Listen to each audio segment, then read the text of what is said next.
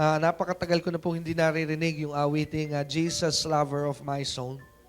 Habang po'y nakatayo sa unahan, nakikinig, sumasabay sa pagsamba, the Lord reminded me that 15 years ago when I was inside the Bible school, yan po yung awitin na the Lord touched me through that song. At hindi ko po makakalimutan yung araw na yon because while we are in the Bible school, habang kami po'y nasa Bible school 15 years ago, habang inaawit po yan, I was there sitting at the school. Naawit ito ng aking ka-eskwela because he is the one leading us in praise and worship. Yun po yung unang araw that I received the baptism of the Holy Spirit. That's the first time that I ever speak in tongues. Kaya hindi ko po makalimutan. That song is so dear and near to my heart. Ako po'y tuwan-tuwa dahil 15 years ago, I was just sitting at the back of that school asking the Lord to use me. And 15 years after, here I am, ginagamit po ng Diyos and the Lord is so good. Amen? Palakpakan po natin ng Diyos sa buhay. At ang sabi po ng salita ng Diyos, just delight yourselves in the Lord and He will give you the desires of your heart. Amen? So pag meron po tayong desire at lalong-lalo na ang Diyos po yung mapaparangalan, He will grant it. Amen? Sabi mo sa iyong katabi, bibigay ng Diyos yan. Just don't lose your hope. Amen? He will grant you the desires of your heart. Now, buksan po natin ang ating Biblia, 1 Kings chapter 17, and let's start reading the Word of God. Verse 1. Sa verse 1, tayo po'y magsisimula, and we will be reading from verse 1 to 15. Amen. 1 Kings chapter 17, verse 1 to 15. Ang sabi po ng 1 Kings 17, verse 1 ay ganito. And Elijah the Tishbite, who was of the inhabitants of Gilead, said unto Ahab, As the Lord God of Israel liveth, before whom I stand, there shall not be dew nor rain this years, but according to my word. And the word of the Lord came unto me, saying, Get thee hence, and turn thee eastward, and hide thyself by the brook Cherith, that is before Jordan. And it shall be, that thou shalt drink of the brook, and I have commanded the ravens to feed thee there. So he went and did according to the word of the Lord, for he went and dwelt by the brook Cherith, that is before Jordan. And the ravens brought him bread and flesh in the morning, and bread and flesh in the evening. And he drank of that brook, and it came to pass after a while that the brook dried up, because there had been no rain in the land. And the word of the Lord came unto me, saying, Arise, get thee to Zarephath, which belongeth to Zidon, and dwell there. Behold, I have commanded the widow woman there to sustain thee. So he arose and went to Zarephath, and when he came to the gate of the city, behold, the widow woman was there gathering up sticks. And he called to her and said, Fetch me, I pray thee, a little water in a vessel, that I may drink. And as she was going to fetch it, he called to her and said, Bring me, I pray thee, a morsel of bread in thine hand. And she said, As the Lord thy God liveth, I have not a cake, but an handful of a meal in a barrel, and a little oil in a cruse. And behold, I am gathering 2 sticks, that I may go in and dress it for me and my son, that we may eat and die. And Elijah said unto her, Fear not, go and do as thou hast said, but make me thereof a little cake first, and bring it unto me. And after, make for thee and for thy son. For thus saith the Lord God of Israel, The barrel of meal shall not waste, neither shall the cruse of oil fail, until the day that the Lord sendeth rain upon the earth. Verse 15. And she went and did according to the saying of Elijah, and she and he and her house did eat many days. So tayo po ay sandaling yumuko, tayo po ay manalangin. O Diyos, samang makapangyarihan sa lahat, kami po ay nagpapasalamat sa iyo sa isang napakagandang hapon na iyong ginawa para po sa aming lahat. Papasalamat po kami dahil kami ngayon ay naririto upang makinig muli ng iyong salita. God, you said in your words that man does not live by bread alone, but by every words that comes out from your mouth. Kaya tulungan mo po kami na ang aming spirito, ang aming kaluluwa ay mapagpala at kumain ngayong hapong ito. Father, you have also said in your word that your words are not naturally understood, but it is spiritually discerned. Kaya ngayon pong hapong ito, we ask for the power and the anointing of the Holy Spirit so that we may understand things that are supernatural and things that are in the Spirit. Holy Spirit, we welcome you. Fill us with your power. Fill us with the capacity to understand things that cannot be understood by human minds. Help me, Lord, to preach your word and to speak your words, Lord, in front of this great congregation and in front of these TV cameras, O God. Let your words be preached, let your words be uttered, and let your words be across this nation, and bless everyone that will hear these words, O God. Salamat po, Panginoon, at kami po'y naniniwala, gaya rin po ng iyong sinabi, that every time that your words is being spoken out, it will not return to you void, that will never accomplish anything, Panginoon. Kaya kami po'y naniniwala that once it is released, it will have its power, and it's done, and it will accomplish something in our lives, Panginoon.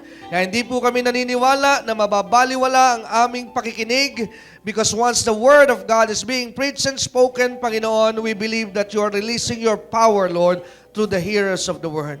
At salamat po, Panginoon, empower your message today and empower your people to understand, for we desire to understand your words so that we can abide and do what you have said. Maraming salamat po, Ama, and this is our prayer of faith, and we pray this through the mighty name of your Son, Jesus Christ, and everybody say, Amen. Palakpakan po natin ang Diyos sa buhay. At bago po tayo umupo, batiin mo ang malapit sa iyo and just say, God bless you. Amen. Pagpalain mo po ang malapit sa inyo at sabihin mo, it's nice to see you in this church. Amen. Okay, praise God. 1 Kings chapter 17. Handa na po ba tayo makinig ng salita ng Diyos? Kaya I believe 1 Kings chapter 17 ay hindi po ito bago para po sa maraming mga mananampalataya. Madalas po ito ay naipangangaral at madalas din po na ito ay naririnig sa mga simbahan.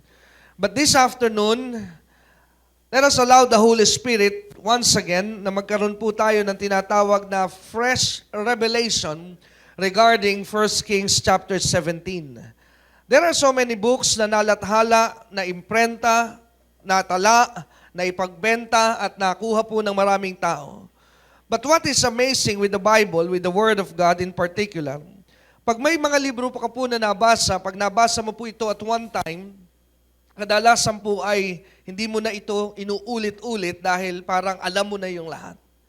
But what is good about the Word of God, pag ito po yung nabasa, kahit nabasa mo na ito, even though you have read this part for so many times, ang napakaganda po sa salita ng Diyos, every time you read the Word, there is always a fresh revelation. And I was wondering before why the Bible is so special. At naunawaan ko po ang napakagandang dahilan that will separate the Bible from the other books.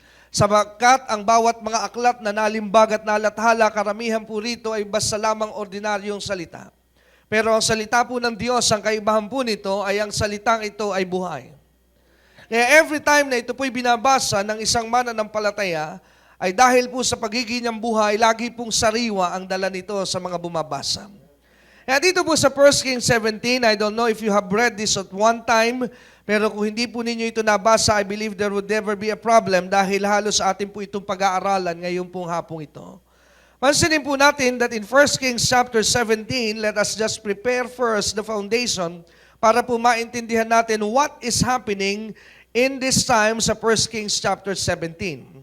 Pero mamaya, atin po rin sisilipin dahil maybe while you are listening to these words being preached into you, maaari kayo nag-iisip, what would be the relevance? Ano po ang magiging koneksyon ng unang hari sa aking buhay ay tayo po ay nasa modernong panahon, tayo po ay nasa bagong tipan, at tayo po ay nasa New Testament covenant ng Panginoon. So maybe Old Testament is already past at ito po ay tapos na. Pero wag po natin kalilimutan na sabi po ng 1 Corinthians chapter 10 na ang lahat daw po ng bagay, lalo na sa lumang tipan, ay nasulat para po maging nating halimbawa. Amen? So ano pong ibig sabihin? Ang mga nangyari po sa lumang tipan ay naririyan, pinahintulot ng Diyos na malathala at mabasa natin upang magi po nating halimbawa o kunan po natin ng lakas at kunan po natin ng inspirasyon. Bakit po kaya tayo ay lalakas at magkakaroon ng inspirasyon sa mga nangyari noon? Ito po'y nagdaan na. Isa lamang po rin ang dahilan, I believe it's found in the book of Hebrews. Ang sabi po kasi na aklat ng Hebreo, because we are serving the same God. Ang sabi po, Jesus Christ is the same yesterday, today, and forever. So if God do this in the Old Testament, I believe nothing can hinder God to do it today. Amen? Ako po'y naniniwala na kung ginawa ng Diyos ito noon, wala pong magiging dahilan at hadlang para hindi gawin ito ng Diyos ngayon. Kaya if God do this to Elijah, I believe He can do it to us. Kung ang Diyos po'y kumilos sa panahon ni Elijah, ito po'y pwedeng gawin ng Diyos sa atin ngayong panahon. Why? What would be the reason? What would be the basis na pwede po nating panghawakan at tayuan? Simple lamang, because we are serving the same God. Amen? Sabihin mo nga sa iyong katabi, isa lamang ang Diyos na ating pinaglilingkuran. Amen? And dito po sa 1 Kings chapter 17, let's lay the foundation. Atin po munang unawain, what is happening during this time? Sa panahon po ni Elijah, Elijah was a prophet in his time. Siya po isang propeta. At during those time, meron pong hari ang Israel, ang pangalan po ay King Ahab. But King Ahab was married to a queen named Jezebel. Dito po nagkaroon ng tinatawag na tragedy or chaotic experience ang Israel nung inalaw po ng mga Israelita na magkaroon po ng tinatawag na intermarriage.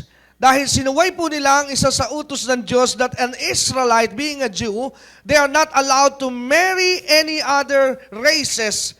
Only they are allowed to marry the same line that they have.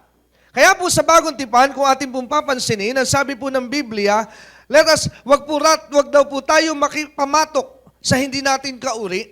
Hindi po ibig sabihin ay wag po tayong pumatol sa iba, kundi ang ibig po sabihin ng Diyos, the Bible is giving us a warning para po hindi tayo mapasok ng ibang mga pagsamba at pamamaraan. But here in the Old Testament, nangyari po ito sa haring si Ahab because he allowed Jezebel to enter in Israel. And Jezebel, who is a very powerful queen by nature, siya po ay malakas ang impluensya. So para lumalabas na si Ahab po ay parang under sa kanya. Amen? So ano po ang nangyari po kay Jezebel? She began to introduce false religion, false worship inside Israel. At dahil po sa pagiging dominant ni Queen Jezebel, ang Israel po ngayon ay nag-start na tumalikod sa Diyos. And now they begin to worship the gods that Jezebel introduced to them. At hindi po naging maganda ito sa harapan ng Diyos. Now God raised up a man in this time na ang pangalan po ay Elijah. And God said to Elijah, and sabi ng Diyos kay Elijah, binigyan po ng Diyos si Elijah ng mandate. What was the mandate na ibinigay po ng Diyos kay Elijah? To speak His words, na salitain ang kanyang mga salita, at sabihin ang gusto ng Diyos na mangyari. At ano po ang pinadala ng Diyos sa Israel sa panahon po sa 1 Kings chapter 17? Nagkaroon po ng tinatawag na drought. Nagkaroon po ng tinatawag na tagtuyo. Kaya sabi po ng 1 Kings chapter 17 verse 1, let us read first. Ang sabi po ni Elijah the Tishbite, who was one of the inhabitants of Gilead, said unto Ahab, as the Lord God of Israel liveth, before whom I stand, look at the words, ang sabi po ni Elijah, there shall not be dew, nor rain, these years, but according to my word. Ano po ang sinabi ni Elijah kay Ahab? Hindi raw po magkakaroon ng ulan, ni hamugman ay hindi darating, for how many years? For this year, meaning for the whole year. Amen? Kailan lamang po daw darating yung ulan ulit sa lupay ng Israel? But Elijah said, but according to my word. Amen? So kung ating pong unawain at ating papansinin, na inilagay ng Diyos yung mandate to spread the word, to speak the word, sa bibig po ng lalaki ang pangalan ay Elijah. Now, pansinin po natin ito. What did God said na gagawin po niya sa Israel during this time? Di po ba sabi ni Elijah, there would never be rain. So kung wala pong ulan na mangyayari for the whole year, ano po kaya ang mangyayari at magaganap sa Israel? Magkakaroon po ng tagtuyo. Magkakaroon po ng tinatawag na kahirapan dahil hindi po sila makapagtatanim because they are dependent on the rain. Hindi po dadaloy ang tubig sa mga ilog because the rivers also are dependent on the rain that is coming from the mountain. Kaya pagka po merong tagtuyo, magkakaroon po ng tagutom, even their animals will die. Hello? Ngayon, habang pinag-aaralan ko po ito, actually, I received this message last Friday. Dito po sa ating opisina sa Green Hills, and I was so happy. When God showed me the revelation in 1 Kings 17. Tingnan niyo po itong mabuti. So, meron pong tagtuyo, meron pong kahirapan na nangyayari ngayon sa Israel. Now, what's the relevance in our time today? Wala po itong pagkakaiba, I believe, sa ating pong panahon. Sapagkat pansinin po natin, kung meron pong kahirapan, mga pagtaas ng bilihin, pagtaas ng gasolina, pagmahal ng bigas, amen? Kayo po ba'y naniniwala na pag ang ekonomiya po ay sumama sa Pilipinas at maging sa buong daigdig, hindi po pwedeng ma-exempt ang mga mananampalataya? Kayo po ba'y naniniwala? Later on, ito pong kahirapan na nangyayari sa mundo, pag hindi po natin naintindihan ang paraan kung paano po ito susolusyonan, later on, we might be shocked because this thing now is inside our doorstep. Buti po sana kung ang gasolina ay tumaas and you have a car and you drive by a gasoline station at sinabi mo doon sa gasoline boy, full tank, at pagkatapos po niyang kargahan yung iyong gasolina at ibinalik na niya yung nozzle ng gasoline machine doon sa kanya pong machine at iniintay niya yung bayad at sasabihin mo, wala ako ibabayad sa iyo. At pag sinabi ng gasoline boy, bakit po? Anak ako ng Diyos. Hello? Buti po sana when you want to go in a place and you get a taxi, sumakay ka po ng taxi at nakaupo ka, tinatid ka doon sa lugar at bababa ka na at sabi nung metro, 450 pesos, sir. Sabi mo, hindi ako magbabayad. And the taxi driver will ask you why. Sasabi mo, because I'm a son of God. Hello? Pwede po bang ganun na sistema? Kung ikaw po ay bibili ng bigas sa mga pamilihan at bibili ka na isang sakong bigas to feed your whole family at habang naroroon ka po sa bigasan at ibinibigay sa iyo nung magbibigas yung bigas at iniintay yung bayad, sasabihin mo sa kanya, I don't need to pay you because I'm a child of God. Hello? So napakasarap po sana kung ganon. Tama po ba? Pero ang katotohanan po, the reality is, hindi po ganon. Pag tumaas po ang mga bilihin, it will also affect the Christians. Pag nagmahal po ang mga pamilihin, maging ang mga Kristiyano po ay pwedeng maapektuhan at ito'y tiyak na iyong mararamdaman. So while I was reading this, pansinin po natin na during this time, meron pong tagtuyo na nangyayari saan? Sa lupain ng Israel. But one thing I've learned about the God of Elijah, that the God of Elijah knows how to take care of His man. Bakit? Dahil pansinin po natin, nung oras at sandali na nangyayari na po yung tagtuyo sa panahong ito, what I like here is in verse 2, dahil ang sabi po, now when the drought is starting now to happen in the land, in verse 2 you would notice that the word of God said, and the word of the Lord came unto him. So I notice, napansin ko po sa salita ng Diyos, that when there is a crisis, praise God, when there is a crisis happening, what you and I need is the word from the Lord. Hello? Napansin ko po na ang kailangan po natin pag meron pong crisis is a word from the Lord. Tapikin mo ngayong katabi, ikaw ba'y merong problema? Ikaw ba'y may kinakaharap na mabigat na pagsubok ngayon? Now, just remind him or remind her, sabi mo, what you need is a word from the Lord. Amen? Believe me. What we need is a word from the Lord. Pero pastor, kailangan ko ipambayad. Kung kailangan mo po ipambayad, what you need first is the word. Okay? Ngayon, pansinin po natin here in verse 2, the word of the Lord came unto Elijah. When? When there is a drought. Tama? Nung nasa kalagitnaan po ng tagtuyo. And what did God said during this time? Ang sabi po ng Diyos kay Elijah, get thee hence, I'm in verse 3. Get thee hence and turn thee eastward and hide thyself by the brook Cherith that is before Jordan. Let me just include verse 4, first part. And it shall be that thou shalt drink of the brook. Notice something here. Meron na pong tagtuyo na nangyayari. Is that correct? Nangyayari na po yung tagtuyo sa lupain ng Israel. But the word of the Lord, according to the Bible, came to Elijah during this time and said, ang sabi po na salita ng Diyos, sabi ng Diyos kay Elijah, I want you to go eastward, amen, and I want you to hide yourself. And ang sabi ng Panginoon kay Elijah, and ang sabi niya, I want you to hide thyself by the brook, that is before Jordan, and there you will drink. Ang akin pong kinatuwa rito, while I was reading this few weeks ago, habang binabasa ko po ito, I thought that there is a drought in the land. Tama po ba?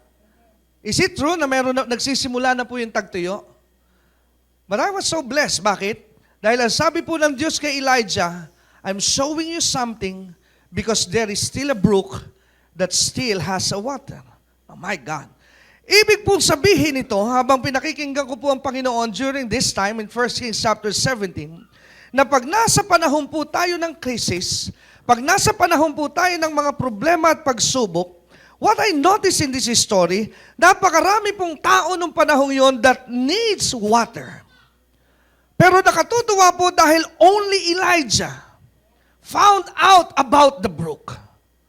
Paano po nasumpukan ni Elijah yung brook? When Elijah went to that brook, nobody was there but only him. Come on, hear me on this. Wala pong ibang naroroon, but everyone during those time needed water, pero si Elijah lamang po ang nakasumpong ng brook na yon.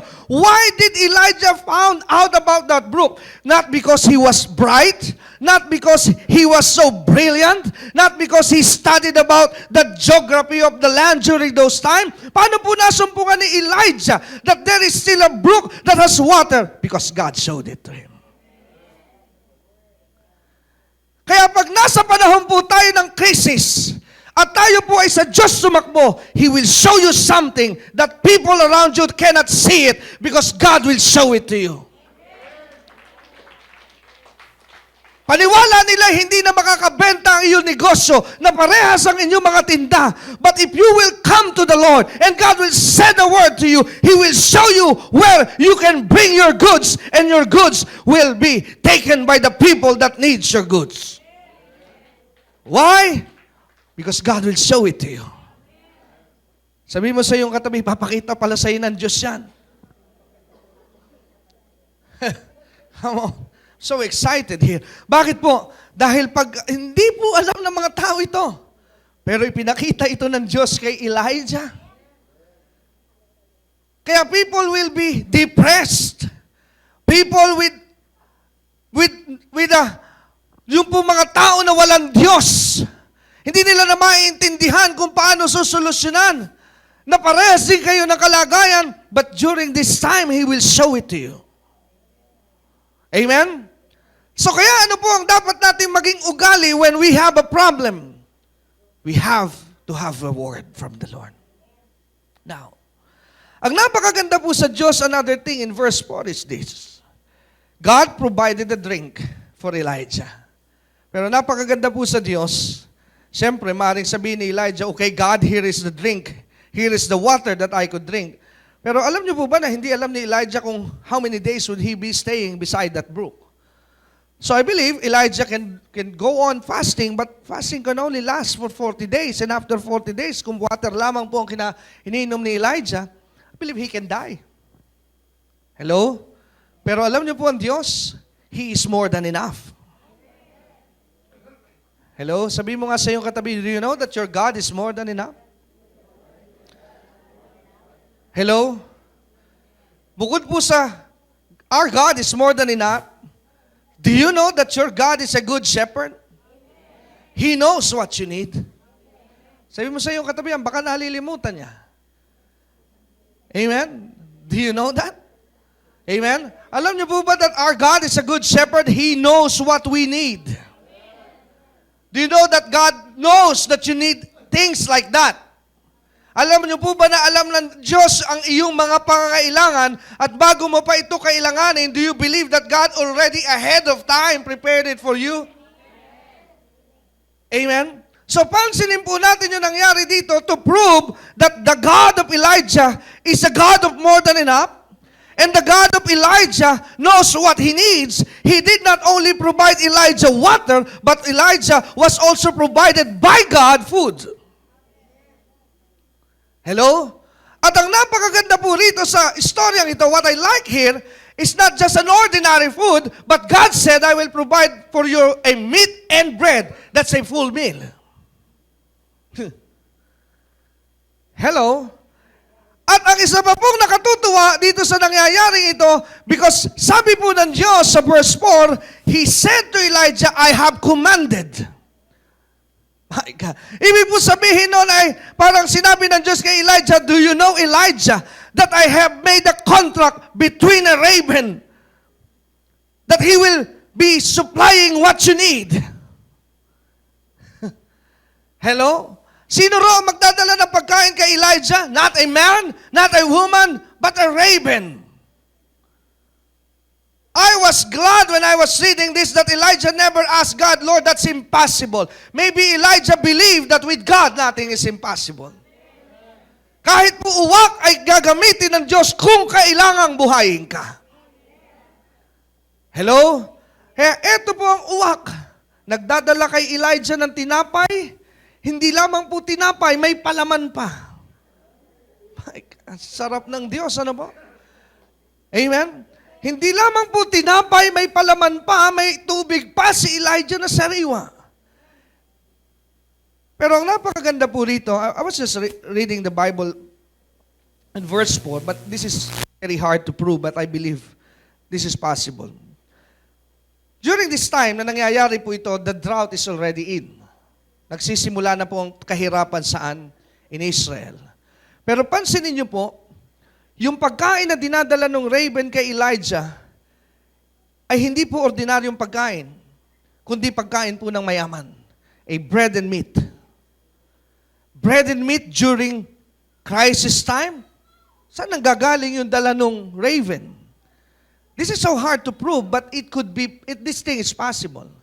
Dahil I believe during those time na meron na pong kahirapan sa lupain, the only place where the raven can get bread and get meat is nowhere place in Israel dahil lahat po'y naghihirap. But the only source that I could think of na pwede pong pagkunan ng raven ng tinapay at ng karne is in the palace of Jezebel. And I was wondering, God, why you commanded a raven? Why not a ordinary bird? Dahil mahina po mag-snatch ang ibang ibon kumpara sa talento po ng uwak. Now, come on. Nung makita ko po ito, again the revelation flows through me that in the last time or in the last days, God will use people like ravens, meaning people that are sinners, and they will bring their money to your house. The things that you need.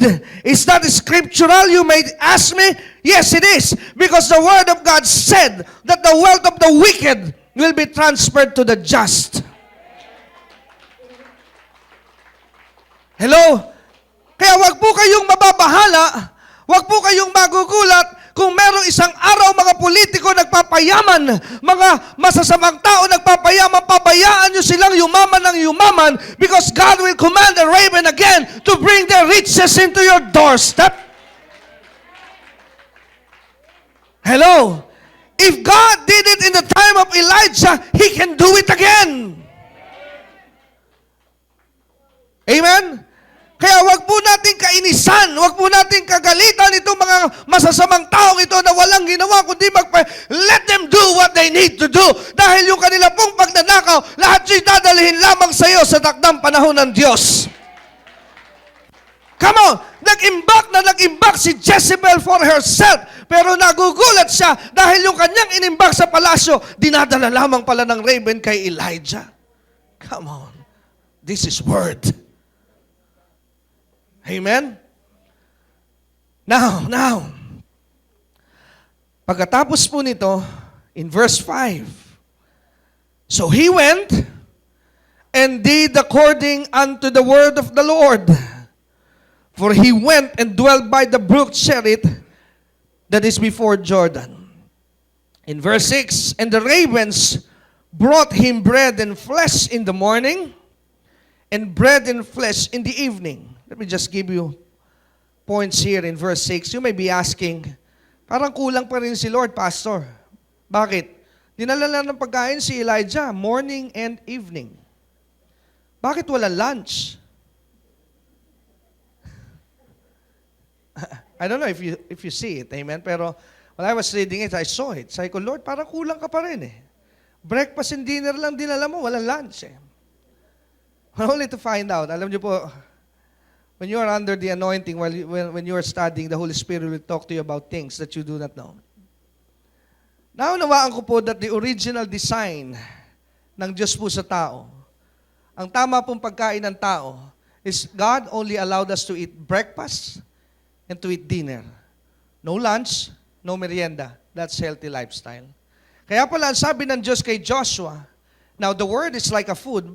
Ang salita po ng Diyos ay parang pagkain, pero ang tinutugunan nito, not the physical, but the spirit. But God said to Joshua in Joshua chapter 1, verse 8, ang sabi ng Diyos, Joshua, this is what I want you to do, that you are to meditate on my word day and night. God did not say to Joshua, you are to meditate on my word day, lunch, and night. Hello? So ano po ang tama lamang pagkain? Breakfast. Kaya pala sabi ng mga doktor, you are not allowed to skip breakfast. Kaya marami pong tao yung laging masakit ang ulo at di makapag-isip ng tama. Maybe because you're skipping breakfast. Hello? Sabi naman ng iba, huwag ka nakakain sa gabi. I believe that is also wrong. Why? Because sa gabi, kailangan mo rin po na meron kang sustansya habang natutulog. That's according to the pattern of the Bible. Kaya lamang sa Pilipinas mo, sobra-sobra nating binayolate ang salita ng Diyos. Why? We eat breakfast here, 7 o'clock. Come 10 o'clock, gusto natin ng break. Merienda. Pagkatapos po ng 10 o'clock, magre-reklamo na ulit, tanghali na, lunch naman. Pagka-lunch po ng 12, 3 o'clock, hihingi na naman ng merienda. At pagdating po ng 6 o'clock, lunch, bago po matulog, alas 10, may merienda ulit. How many times do we eat in a day? Minsan po, 6 pa. Pero ano pala original na design lang ng Diyos for us to be fit? We are only allowed to eat twice, but we need to eat full on those 2 times. Kaya dinalhan po ng Diyos, sino? Si Elijah ng breakfast and what? Dinner. Sabi mo sa iyong katabi, dinner. Amen? Now, okay. Let's continue. Nakita ko lamang po ito and I believe, siningit ko na lang. Now, let's continue in verse 7. Sabi mo sa iyong katabi, 2 beses ka na lang kasi kumain. Praise God. Amen. Now, let's continue. Verse 7. And it came to pass, look at verse 7. Sabihin niya po natin, it came to pass. Now, in verse 7, after a while, in verse 7, that the brook, look at this, the brook dried up. Why? Did you see the reason? Because there had been no rain in the land. Ano po sabi ng talatang 7? And it came to pass after a while. Amen? So it means, these things are not forever. Ano po yung things? The brook. And not only the brook, the raven. Hello? So ang sabi po ng verse 7, and after a while, God said, the Bible said, the brook dried up. Now, can I ask you this question? The same question that I asked the Lord while I was preparing this lesson. Who brought Elijah to the brook? Sino po ang nagdala kay Elijah doon sa Brook of Cherith? Remember? Elijah doesn't know about the brook until God told him about the brook. Is that correct? Wala pong kaalam-alam si Elijah tungkol doon sa batis na yon because everywhere there is drought, but God showed it to him. Amen? So, sino po ang nagdala kay Elijah doon sa brook? God Himself. Pero ang napakaganda pong nangyayari dito that top my curiosity is, God is the one who brought Elijah to the brook. At yung pinagdalhan ng Diyos kay Elijah na batis na yon, natuyo. Now, that's a big question. Di po ba, ikaw ang nagdala kay Elijah, bakit mo pinahintulutang natuyo? Amen? Now, ang sabi po rito, after a while, so ibig po sabihin, that thing, that brook, that raven, is not forever. Pero sino ang nagdala kay Elijah doon sa lugar na yun? Isn't it? It's God. So paano po natin ito maiintindihan sa ating pong panahon? Ganito po yan. May mga panahon po sa ating pong buhay that we ask the Lord help na tayo po'y tulungan. Sometimes we ask God, Lord, bigyan mo po ako ng trabaho. And then God showed up. Binigyan ka po ng trabaho. No? Tapos nasa iyo na po yung trabaho. Now you are in that job. At ikaw po tumagal na doon for 4 years. Now you are working with that same company. 4 na taon ka na nandun sa kumpanya. So habang nagtatrabaho ka, o bago mo pala makuha yon, let me just go back. Nung makuha mo po yung trabaho yon, sa hirap po ng opportunity ng buhay, nakuha ka ng kumpanya. And here you are, pupunta ka pa rito sa harapan. Maybe, kung aalalahanin mo, it's a revival night, nagpapatotoo ka, grabe si Lord, binigyan po ako ng trabaho. Alam niyo po ba, ang hirap po makakuha ng trabaho, pero binigyan ako ng Diyos ng trabaho. Well, praise God. Palakpakan po ang mga tao. Amen. So after 5 years, yung kumpanyang iyong pinagtatrabahuhan, biglang magsasara na. And you are wondering, God, dinala mo ako rito, ba't magsasara na? Nangyayari po ba ito? Hindi. Tapos ngayon, medyo confused ka. Kala ko, Diyos ang nagdala, bakit nagsara? That's the problem. May mga pagkakataon po kasi na tayo bilang tao, because of our ignorance, there's always a tendency that we are building a house instead of building a tent. In the book of Hebrews, ang sabi po ng Biblia, ang napakaganda po kay Abraham, he did not build a house, but he built a tent. Now, this is something. Problema po sa maraming tao, nagseset na po sila ng isang bagay that they foresee it as eternity. Na, itatayo ko itong bahay na ito, dahil dito na kami tatanda, hindi na kami aalis dito dahil ayos na ito. What you are doing is, you're hindering God to bless you again. Hello? Huwag po tayong magtatayo ng permanente.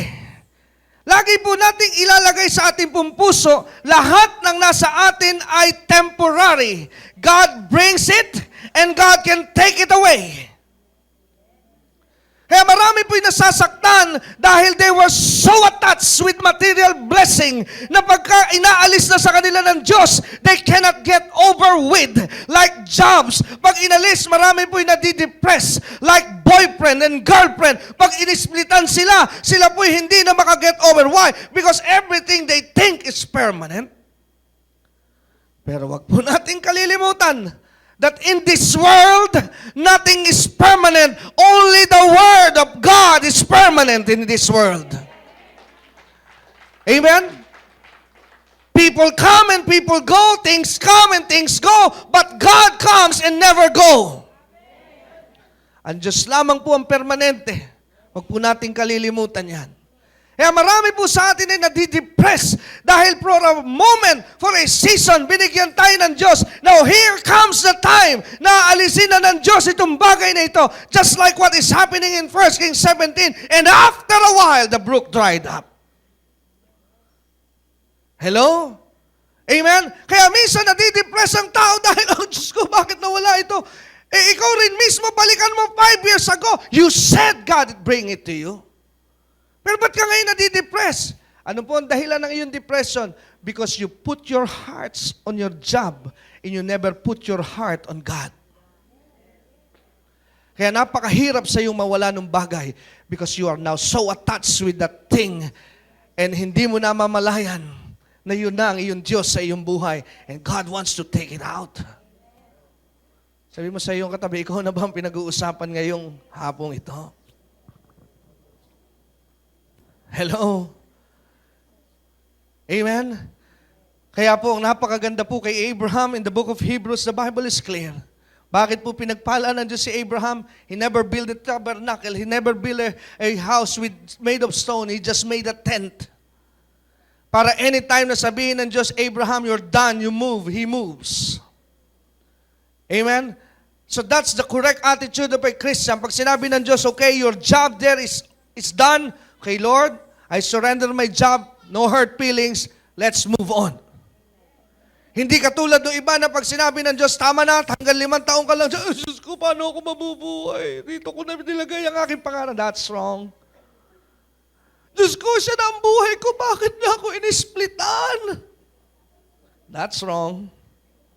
Sabi mo sa iyong katabi, ikaw ba yun? Hello? That's wrong. Amen? Kanino lamang po dapat natin ilalagay ang ating buhay? In the hands of God. Amen? Kaya pansinin po natin in verse 7, the brook dried up. Amen? For a while. Tama? Now look at verse 8. And the word of the Lord came unto him again. Bakit po? Dahil nung natuyo na po yung brook, nawala na rin po yung raven, habang binabasa ko po ito again, it's not in the Bible, nowhere to be found. It's hard to prove, but I believe this is possible. Kasi binanggit lamang po rito, only the brook dried up. But what happened to the raven? Wala naman pong binanggit ko ano nangyari sa raven. So habang binabasa ko ito, it's hard to prove, but I believe it's possible again. Akin po natuklasan, siguro, dahil sa sobrang hirap na talaga ng tao nung panahong yon, may nakakita sa raven na lumilipad, tinirador na. Hello? Amen? Gutom na po ang lahat ng tao during those time. Do you think it's possible? I believe so. Amen? Siguro, nung inabangan na rin siya, pag pumupunta siya sa palasyo, gutom na rin yung mga tao. Amen? At natuklasan nila, lagi may raven bumababa dyan. Wala tayong makain, yung nakainin natin. Amen? So even the raven now is gone. Hello? Now, siyempre, dahil nawala na po yung brook, and the raven is now nowhere to be found, again, this a problem to Elijah. Tama? Ito po yung malaking problema na naman para kanino? Kay Elijah. Now, I like what the Word of God said after verse 8. Ang sabi po ng verse 8 kay Elijah, sa verse 10, verse 9. Ang sabi po ng Diyos kay Elijah sa verse 9, the first word that came out from the mouth of God is the word arise. Hello? So ano sabi ng Diyos kay Elijah? Arise! In other words, let's move on. Kaya kung nagsara ang iyong hanap buhay, kung natanggal ka na sa trabaho, kung iniwan ka ng iyong girlfriend, boyfriend, at ang iyong asawa ay nangaliwa at sumakabilang bahay na, well, the word of God for you is this, move on. Don't stuck with your past. Move on. Hello? Don't get stuck with your past. I said move on. May mga tao po kasi na na-stuck sa nakaraan. Iniwan, ayaw na rin lumabas. Come on, move on. Hello? Like Elijah, nasanay na po siya sa brook, so ayaw na niya. Diyos ko, ayoko na umalis. But God said, Elijah, you've got to move on. I cannot help you unless you move on. Well, God is saying that to us tonight. Hindi kayo matutulungan ng Diyos if you will not move on. Hello? Amen? Maybe you were hurt from the past. Maring nasaktan ka sa nagdaan, but my God, you have to move on. Amen? Sayo, come on, let's move on. Kalimutan na natin yan. We cannot bring back the past. That's the reality of it. We cannot bring the past. We cannot do something about the past. But I tell you tonight, we can do something about our future. Amen? Our past might be dark, but your future is so bright because God is ahead of you. Hello? Maring napakadilim ng iyong nakaraan, but I'm here to tell you, even the viewers on this camera, that your future is so bright. Hello? Kaya sabi ng Diyos kay Elijah, come on Elijah, arise! Amen? Don't get stuck with the brook. I have to do something new for you. Yung iba po kasi pag natanggal sa trabaho, ayaw na maghanap ng trabaho. Anong ginagawa? Punta sa church, magpapastor na lang po ako. Wag! Pastor, full time na lang po ako. Wag! Parang awa mo na. Amen? Hindi ibig sabihin na walang ka ng trabaho. God is calling you into this church. You have to move on. You have to fight. Remove yourself from that old brook because God will do something new in your life. Hello? Amen? Kaya iba, yung po nakakalungkot, pag wala ng trabaho, tanggal mo, magpapastor na ako siguro. Oh, come on, wag. Parang awa nyo na po. Huwag nyo na pong dagdagan ng mga pasaway. Amen? Trying to be cold but you're not cold. Amen? Nagpipilit na tinawag pero ang problema walang katawag-tawag. Hello? Look at verse 9. Arise! That's the first word. Sa madali pong salita, God said to Elijah, come on Elijah, move on. Amen? Forget the past. Oh, here comes another stage for Elijah's life. Ang sabi ng Diyos kay Elijah, get thee to Zarephath, which belongeth to Sidon. And dwell there, ang sabi ng Diyos kay Elijah. Saan po siya pinapupunta kayo ng Diyos? Sa isang bayan na kung tawagin po Zarephath, na sakop ng bayan ng Sidon. Ang sabi ng Diyos, I want you to go there. At ang sabi ng Panginoon, behold, I have commanded a widow woman there to sustain thee. Kanina, ginamit po ng Diyos, alin? A raven. Now, this time, God said, I have commanded, I have arranged for you a widow. Woman there to sustain thee. Now, this is the second part of 1 Kings chapter 17. In my life as a pastor and a preacher, madalas po ay nagagamit ko yung verse 9 onwards, that here, God challenges the faith of the woman so that the woman could be blessed. Pero last time that I read this a few days ago, may isa pa po akong bagay na nakita that not only God is challenging the faith of the widow, but also God is challenging the faith of Elijah. Why? Gusto niyo pong malaman kung bakit pati pananalig ni Elijah ay nakasalalay po rito? Remember, ang sabi ng Diyos kay Elijah, now the brook has dried up, go to a place, and I have commanded a widow. Now, alam niyo po ba that it will be too hard for Elijah to come out from the brook and go to the city? Why? Bakit po? Dahil alam po ni Elijah that in that city, there is famine. Hello? So, logically thinking, mas magiging mahirap po na si Elijah ay mabuhay kung pupunta siya sa bayan. Dahil wala na pong makain sa bayan eh.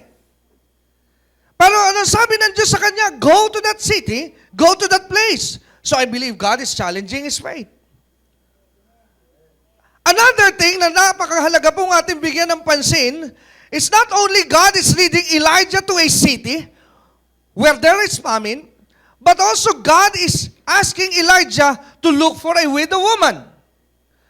Alam niyo po sa panahon po ng mga Hudyo, ang babae pong balo ay napakahirap po ng buhay. Hello? Ang mga babae po kasi sa Israel, hindi lamang po balo, ang mga babae po sa Israel, hindi po ganun ka taas ang pagtanggap sa society. Hindi po sila binibigyan ng equal rights. Lagi po ang lalaki lamang ang kumikita at naghahanap buhay. Ang mga babae po ay low level po ang kanilang buhay. Amen?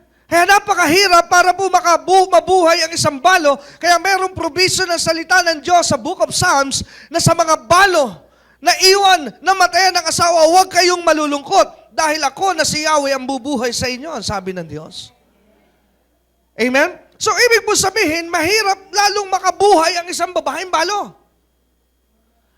Pero ano, sabi ng Diyos, not only you go to the land, but you look for a widow. Land where there is famine, a widow without income. Hello? Parang ganito po yung nangyayari. Kailangan mo ng pera, sasabihin sa'yo ng Diyos, buti po sana kung ganito, sinabi ng Panginoon, do you need blessing? Well, I want you to go to Makati. Where in Makati, Lord? In Ayala. What's next, Lord? And look for Lusitan. Oh, God, I will go there. Hello? Amen? But that's not the word. Ang sabi po ng Diyos kay Elijah, you need money, Elijah? Yes, Lord, you know I need it. Now, I want you to go where? Tondo. Where in Tondo, Lord? Amen? Saan po sa Tondo, Lord? Sa Parola. My God, Lord, you know they need money more than me. So, hindi ka pupunta.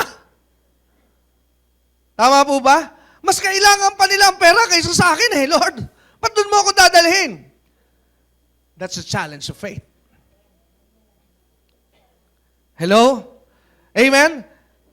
Ano po ang pinakikita rito ng Diyos? God's ways is different from your ways. Hello?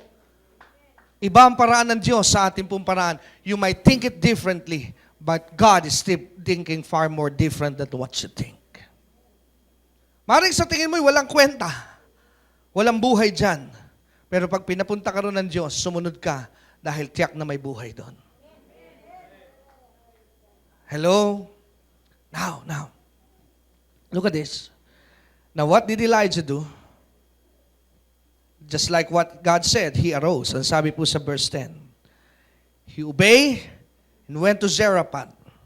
And in verse 10, when he came to the gate of the city, behold, the widow woman was there gathering of sticks.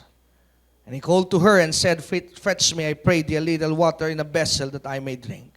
So nung dumating po ngayon si Elijah, just like what God said, dumating siya doon sa lugar. Nakita niya ngayon, ang sumalubong sa kanya is the widow woman that God told him about. Right? Tama po ba? Ano po yung ginagawa ng widow woman? Bible said she's gathering stick.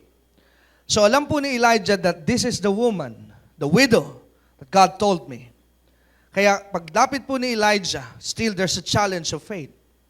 Ang una niya sinabi, fetch me, I pray thee, a little water in a vessel that I may drink. Ang una pong ni-request ni Elijah, I want a drink. Amen? I want a drink. Gusto ko pong makainom. Now, remember that the first thing that God provided to Elijah is a drink. That's in the brook of Cherith. Hindi po humingi si Elijah muna ng pagkain. What he need first is a drink. So now in verse 12, ano po ang ginawa po ng babae? Ang sabi po, in verse 11, ang sabi ng verse 11, as soon as the woman heard Elijah's request, she obeyed. Amen? And after he obeyed, kukuha po siya ng tubig, pero ang sabi po ni Elijah doon sa babae, okay, bukod sa tubig, dagdagan mo, kailangan ko rin ng itutulak. Hello? Wag mo lang ako bigyan ng panulak, dagdagan mo ng itutulak. Amen? Gutom na gutom ako, dagdagan mo na ng merienda. Now, this time, napahinto po yung babae in verse 11. And she said to Elijah, ano po sinabi ng widow woman kay Elijah in verse 12, and she said, as the Lord thy God liveth, I have not a cake, but a handful of meal in a barrel. Now, this is the things where I get confused. Amen? Dahil ang sabi po ng Diyos kay Elijah, I want you to go where? To Zarephath. Bakit kita pinapupunta sa Zarephath? God said, I have commanded a widow woman. So bago pa pumunta po si Elijah, because the word is commanded, it means past tense. So meaning, before Elijah go to Zarephath, God and the widow woman already talk about this thing. Don't get it, do you? So bago pa po dumating si Elijah, nag-usap na sino? Yung balo at sino? Si Lord. Because God said to Elijah, do you believe that God did not lie to Elijah? Amen? So kung hindi po alam ng babae na dadating si Elijah, isa lamang po ibig sabihin, nagsinungaling siya kay Elijah. Kaya kayo po ba'y naniniwala that God never lied? Okay, so ang sabi po ng Diyos kay Elijah, I have already commanded. Meaning, bago ka pa pumunta doon, may kausap na ako. I already told her to help you. Pero sabi ng babae, ayaw niya munang ibigay yung pagkain at medyo gumimik pa siya na sabi niya, ito na ang huli kong kain. At pagkatapos ito, mamamatay kami. So alam niyo po ba that during those time, Elijah's faith could fail. Maaaring sabihin ni Elijah, hindi ata ito yun. Hello? But Elijah had to trust the word of God. That this is the woman. This is the woman that God said to me that will feed me. Kaya sabi ni Elijah, give it to me, woman, because God told me about you. Hello? Kaya naging insistent po si Elijah, and there, doon po naging dalisay ang pananalig ni Elijah. Bakit po napakahalaga ng pananalig? Because the Bible said, without faith, it is impossible to please God. Kaya nung ibinigay po ng babae kay Elijah yung pagkain, I like the last part. Ang sabi po, and they did it many days. Why? Because their faith has been builded very strong. Both of them. The woman and Elijah. Amen? Kaya po sila'y pinagpala because they heeded the word of God. Amen? Kaya kung papansinin po natin to wrap up the whole message tonight, di po tayo dapat mag-alala sa mga problemang ating dinaraanan. Why? Because God had already prepared the raven and He also prepared the widow woman for you. Kaya po bilang pagtatapos, in my last words for you today, always remember, your God is able. Palakpakan po natin ng Diyos sa buhay. Tayo po'y manalangin. Let's just bow our heads tonight. Hallelujah, Lord. Oh, Jesus, Lord, we thank you for your words. Salamat po sa iyong mga salita na iyong inihatid, dinala sa amin po mga buhay ngayong gabing ito. God, we thank you that you have spoken your words to us tonight. Salamat po, Panginoon, that you have stirred up our faith tonight. Panginoon, now I pray, buksan mo po ang mga pintuang nakasara sa akin po mga kapatid, Panginoon. Let them see your plans, O God. Hayaan po na makita nila lagi ang iyong mga plano at ang iyong ginagawa. At matuto kami laging nagtitiwala sa iyong mga salita. At nagpapasalamat po kami sa gabing ito sa iyong mga salita na iyong pinahintulutang maihayag at marinig ng bawat isa. Maraming salamat po, Ama. Ito po ang aming panalangin sa pangalan ng iyong anak na si Jesus. Ang lahat po'y magsabi ng palakpakan po natin ng Diyos. Amen. So, what's next? Ang kasunod po natin ay tithes and offering. Tama. So, tayo po ay darako sa ating pong pagkakaloob. Amen. Kayo po ba'y handa na magkaloob?